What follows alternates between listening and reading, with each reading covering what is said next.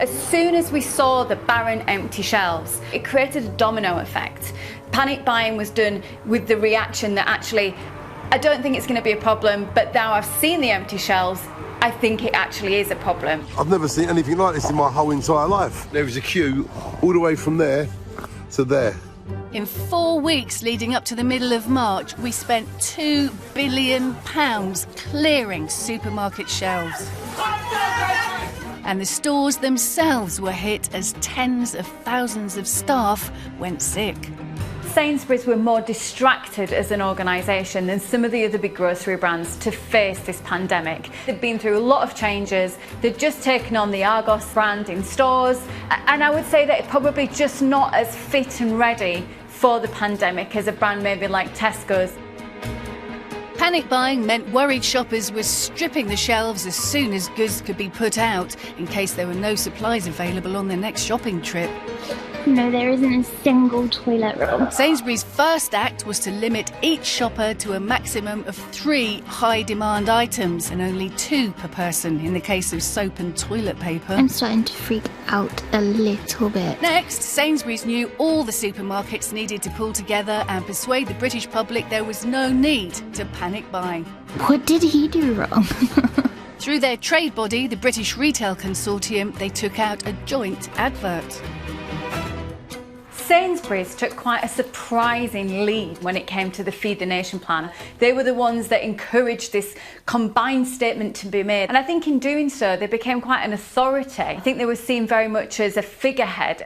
That brand recognition and their community stance has certainly served them well in this crisis. At Sainsbury's, we want to keep our customers and colleagues safe. So when you shop in our stores, please remain 2 metres apart.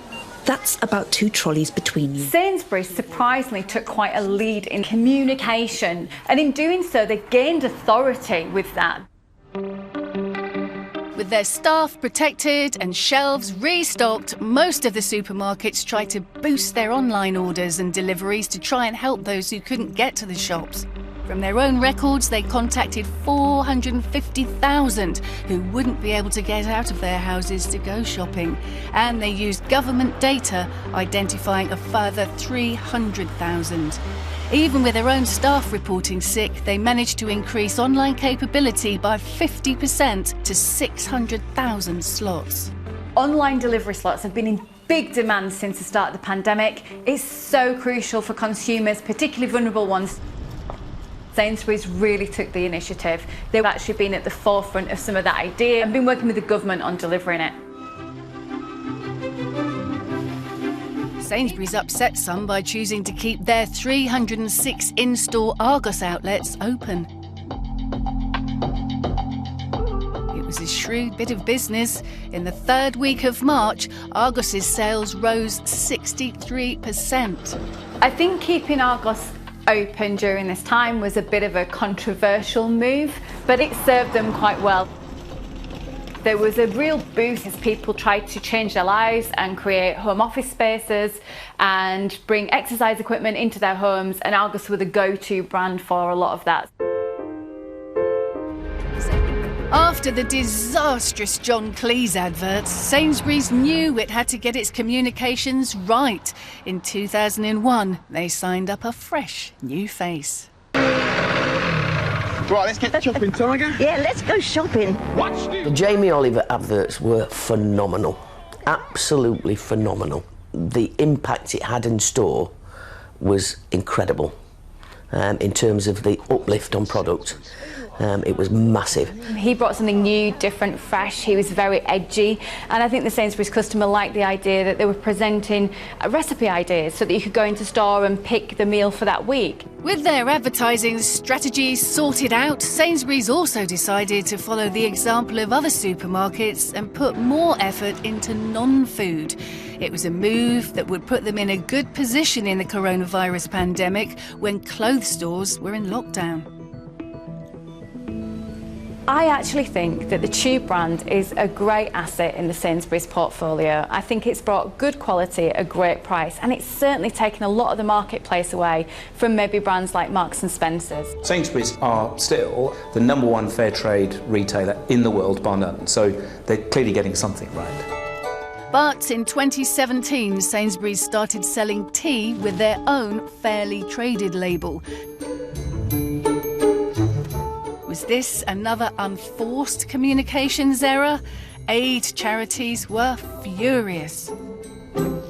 Customers who want to buy ethically and environmentally friendly products want to deliver exactly on that promise. Now, Sainsbury's have got a good history. They had actually a good offer in terms of fair trade products. Up next, going into the pandemic, the company's failed merger with Asda had left their business plan in tatters. So, how did it emerge from the crisis with an enhanced reputation? I think there's a chance that Sainsbury's has brought new customers to its door and won over fans in this time because of the way it's behaved. Vulnerable people can't get out to do those bigger shops, and while there's no vaccine for coronavirus, many don't want to, which means more demand online. And giving them an advantage over their new discount rivals, Sainsbury's has a good track record in home delivery. Sainsbury's have almost doubled the amount of online delivery slots, and that takes some real doing. You've got to consider the operational investment. Online delivery is more complex than it looks. It's got picking and packing, storage of items, it needs drivers, and it also then needs everyone retraining to make sure they are safety aware. That's really impressive on Sainsbury's front. This battle of the middle market that's ahead, which will see Marks & Spencer's finally be able to get online deliveries for its food shopping, it's just going to be interesting to watch. I think there's a chance that Sainsbury's has brought new customers to its door. They will have won over fans in this time because of the way it's behaved. Marks & Spencer's just not been able to get that traction. Whereas Marks & Spencer's announcement and launch to online food delivery would have been significant to all the supermarkets, it might not have the same hit it once would.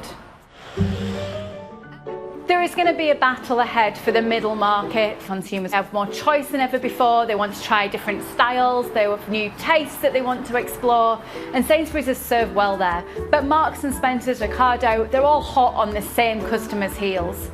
By being a presence, by being a significant brand during this pandemic, Sainsbury's have just edged themselves into this leader role.